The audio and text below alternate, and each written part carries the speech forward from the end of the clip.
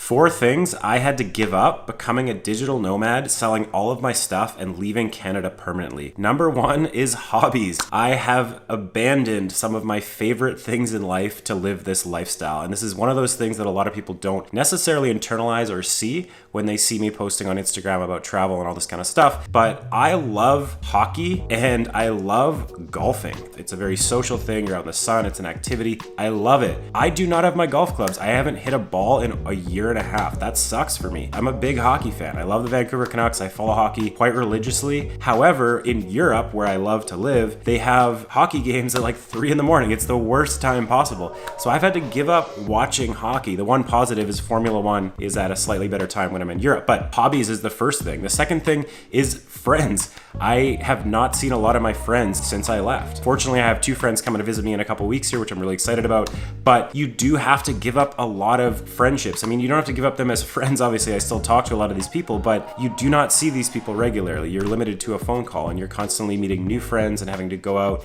and fulfill that social need that we have as humans. The third is basic creature comfort. This is something you really have to give up. When you're living in Airbnbs for, 1, 2, 3 months at a time, you don't have basic things. And this may sound really simple, but like I miss my sit-stand desk. I miss my nice setup I can just walk into. As a YouTuber, I feel a little crippled sometimes. I always have to be setting up something new with new lighting, a new desk, a new chair. Like I just bought this chair in this Airbnb because I'll be staying here long enough so that I'm not sitting on a kitchen chair. And that's really not good for my back. Basic creature comforts like a nice frying pan. Oftentimes when you get into a place like this, you actually have like a really scratched up frying pan you don't even want to use. Maybe you like making smoothies and you want a nice blender. Like you would have to go out and buy that. This is one of those things you just have to get comfortable doing, is actually giving up these basic comforts that you're used to having at home. You have to really get focused on the things that are most important to you. And the 4th thing you have to give up is actually feeling settled. A lot of people underestimate what I go through living this lifestyle, but